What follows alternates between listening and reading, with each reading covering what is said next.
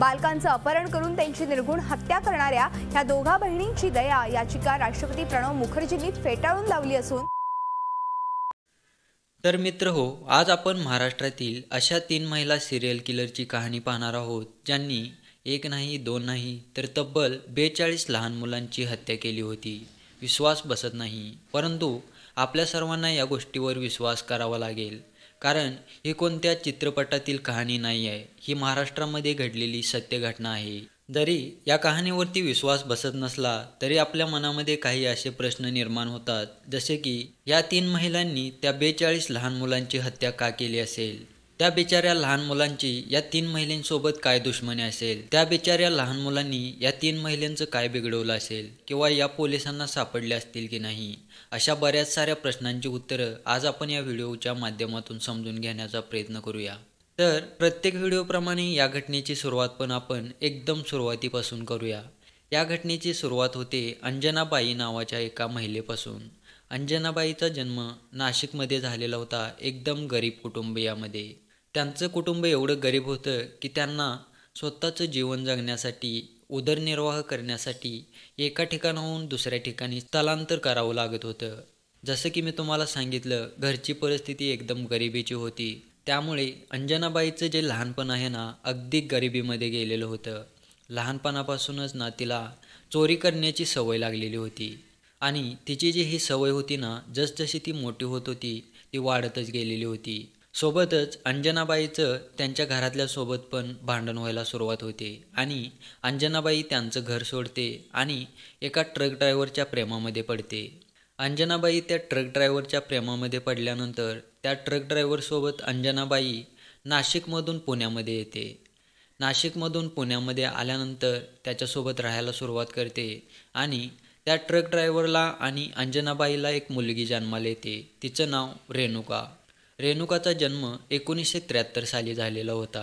रेणुकाचा जन्म झाल्यानंतर सुद्धा अंजनाबाई तिची जी सवय चोरीची होती ती तशीच चालू ठेवते आणि छोट्या मोठ्या चोऱ्या करत असते।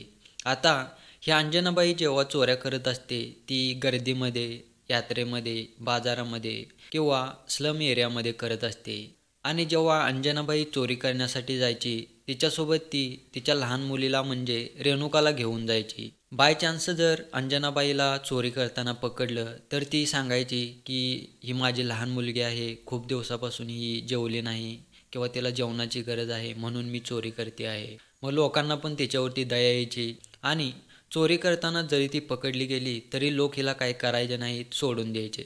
परंतु सर्वच लोक असे नसतात। काही लोकांनी तिची कंप्लेंट केली आणि अंजनाबाईच्या जास्त कंप्लेंट पोलीस स्टेशनमध्ये रजिस्टर होत होत्या, त्यामुळे पोलीस अंजनाबाईच्या घरी यायचे। त्यामुळे अंजनाबाईचा नवरा अंजनाबाईला सोडतो आणि निघून जातो। तो तिथून निघून गेल्यानंतर आता अंजनाबाई आणि तिची लहान मुलगी रेणुका पुण्यामध्ये राहत होती।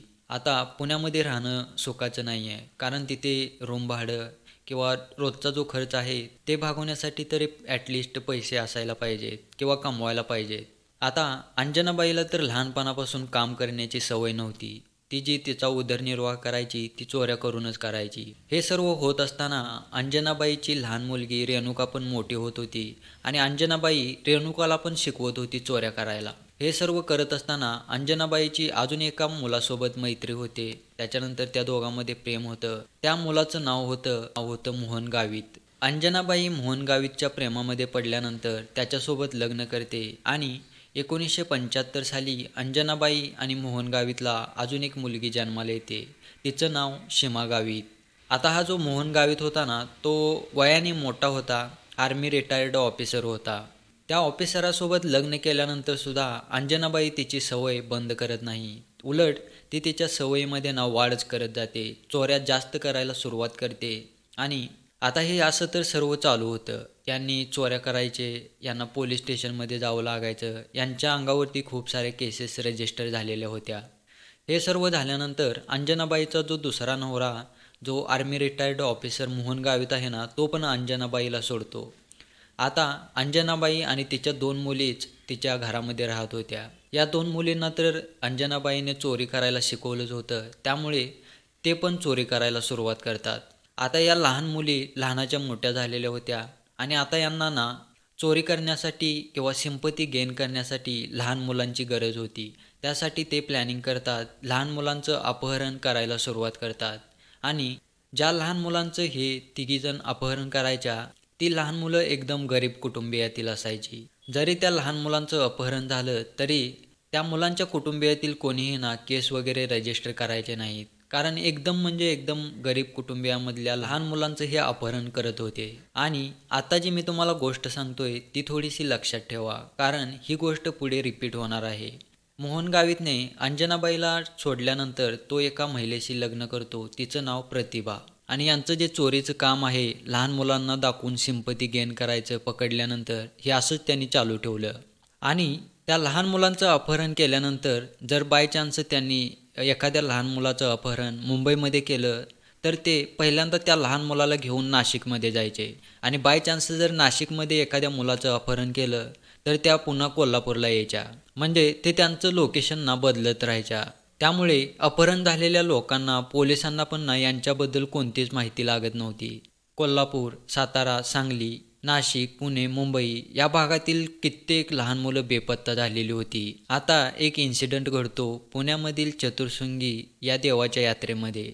या देवाच्या यात्रेमध्ये रेणुका चोरी करत असते आणि ती पकडली जाते. पकडली गेल्यानंतर तिने जे अपहरण केलेलं लहान मुलं असतं ना, त्याला दाखवून पब्लिकमध्ये ती सिंपती गेन करण्याचा प्रयत्न करते. परंतु हिचा जो प्लॅन आहे ना तो यशस्वी होत नाही. त्यानंतर ही रेणुका काय करते, त्या लहान मुलाला घेतलेल्या त्या पायरीवरती आपटते. लिटरली तिने त्या पायरीवरती त्या लहान मुलाला आपटलं होतं. त्या लहान मुलाचं डोकं फुटलं होतं. त्यामुळे लोकांना वाटतं की ही महिला खरं बोलते आहे आणि तिनं रागाच्या भरात त्या लहान मुलाला आपटलं आहे. त्या लहान मुलाला त्या पायरीवरती आपटल्यानंतर त्याच्या डोक्यातून रक्तस्राव व्हायला सुरुवात होते. त्यामुळे लोक ना हिला माफ करतात. आता हे लहान मुलाचं डोकं फुटल्यामुळे ते ना रडायला सुरुवात करतं. ऑब्व्हियसली ते लहान मूल रडणारच, कारण त्याला ना खूप जास्त दुखत असणार. आता रेणुकाला त्या लहान मुलाला घेऊन हॉस्पिटलमध्ये जाण्याची गरज होती. परंतु ती काय करते, त्या लहान मुलाला ना परत अजून त्या पायरीवरती आपटते, रडायचं बंद होत नाही म्हणून. तिने त्या लहान मुलाला एवढ्या वेळा आपटलं होतं की त्या मुलाचा मृत्यू होतो. मुलाचा मृत्यू झाल्यानंतर ती त्या लहान मुलाला फेकून देते. त्याच्यानंतर परत तिचं तेच कार्य, दुसऱ्या एखाद्या लहान मुलाचं अपहरण करणं, चोरी करताना पकडले गेल्यावरती त्या लहान मुलाला मारणं, त्याला आपटणं, अशा पद्धतीचे यांचं जे कार्य आहे ना ते तसंच चालू राहतं. आता वर्ष येतं 1990चं. 1990मध्ये कोल्हापूरमधील महालक्ष्मी मंदिराची यात्रा असते. या मंदिराच्या यात्रेच्या पूर्वीच त्याने एका लहान मुलाचं अपहरण केलेलं होतं आणि तेही कोल्हापूरमध्येच. कोल्हापूरमध्ये अपहरण करून त्या लहान मुलाला ते पुण्याला घेऊन येतात आणि त्याचं नाव अनिल असं ठेवतात. 1 वर्ष पुण्यामध्येच राहतात आणि 1 वर्षानंतर परत त्या महिला कोल्हापूरमध्ये होणाऱ्या श्री महालक्ष्मी मंदिराच्या यात्रेनिमित्त जातात आणि त्यांचं प्लॅनिंग ते ठरलेलं होतं, तिथे जाऊन चोरी करायची. या यात्रेमध्ये पोचल्यानंतर सीमा चोरी करण्यासाठी जाते या अनिलला घेऊन आणि अंजनाबाई आणि रेणुकांना बाहेरच थांबते. सीमा चोरी करत असताना पकडली जाते. आता लोक हे ऐकणार नाहीत हे पाहून लिटरली त्या अनिलचं डोकं ना ती त्या भिंतीवरती मारते, पायाला धरते आणि त्या भिंतीवरती मारते. आणि त्या अनिलचं वय किती होतं लहान बाळाचं, फक्त आणि फक्त 1 वर्षाचं. 1 वर्षाच्या मुलाला ती पायाला धरून त्या भिंतीवरती मारत होती.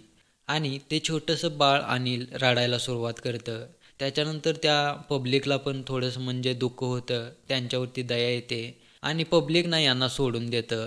त्या यात्रेमधून बाहेर आल्यानंतर तो अनिल ना खूप रडायला सुरुवात करतो, कारण त्याच्या डोक्याला खूप जास्त मार लागलेला होता. त्यामुळे या तिघी काय करतात, त्याच्या पायाला पकडतात आणि विजेच्या खांब्यावरती ना मारतात त्याचं डोकं.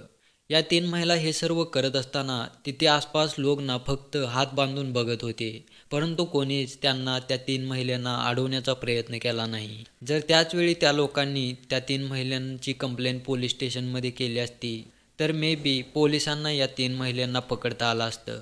जशा आता मी तुम्हाला घटना सांगितल्या, अशा पद्धतीच्या कित्येक घटना यांनी केलेल्या होत्या. कित्येक मुलांना यांनी ना आपटून मारलेलं होतं, कोणाचं गळा दाबून मारलेलं होतं. परंतु कोणाचीही ना या गोष्टीवरती, या तिघींवरती नजर जात नव्हती. त्यामुळे या एवढ्या निडर होऊन हे सर्व कार्य करत होत्या की त्यांना ना कशाचीच भीती राहिली नव्हती.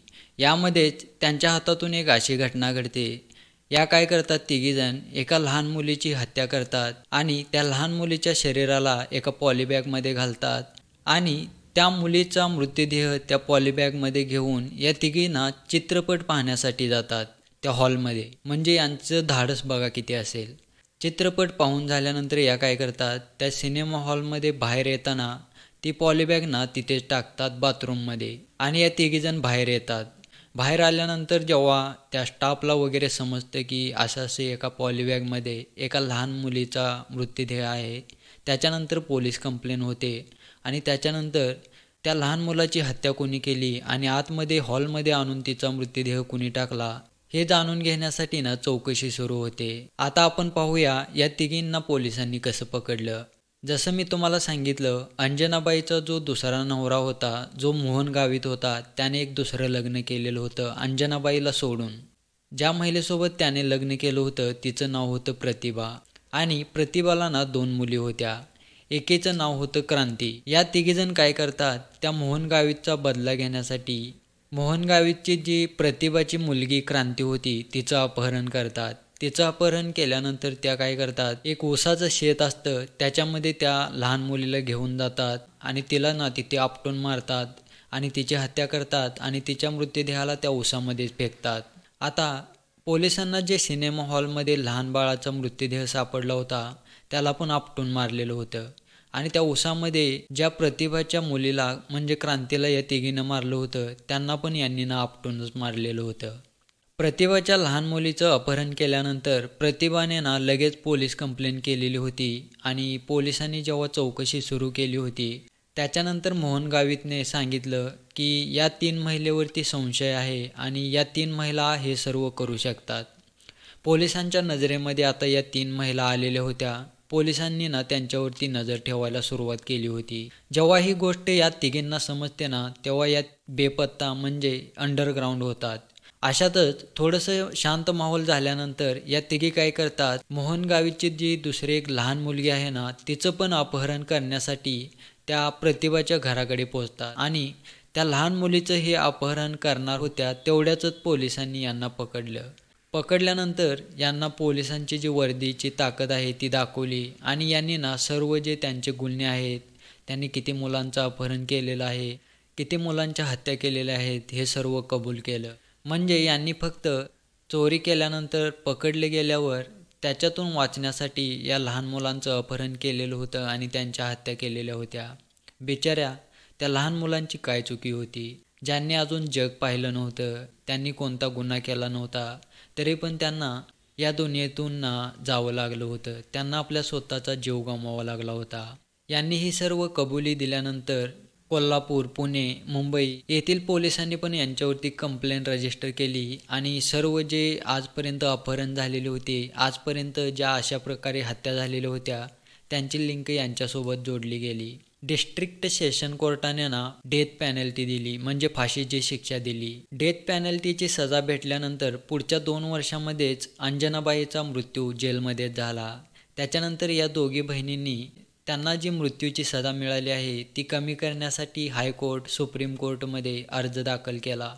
परंतु सुप्रीम कोर्टाने, हायकोर्टाने त्यांचा जो अर्ज आहे ना तो फेटाळला आणि त्यांची जी शिक्षा आहे ना ती तशीच पुढे चालू ठेवली. त्याच्यानंतर या दोघींनी भारताचे प्रेसिडेंट प्रणब मुखर्जी यांच्याकडे मर्सी पिटिशन दाखल केली आणि त्यांच्याकडे ही सजा कमी करण्यासाठी ना प्रार्थना केली. परंतु प्रणब मुखर्जीने सुद्धा यांचं जे मर्सी पिटिशन होतं ना ते नामंजूर केलं. त्याच्यानंतर वर्ष आलं होतं 2022चं. या 2 बहिणींवरती जी डेथ पेनल्टीची सजा लागलेली होती त्याचं कन्व्हर्जन करून यांना लाईफ इम्प्रिझनमेंटमध्ये ठेवण्यात आलं, म्हणजे जन्मठेपेची शिक्षा ठोठावण्यात आली.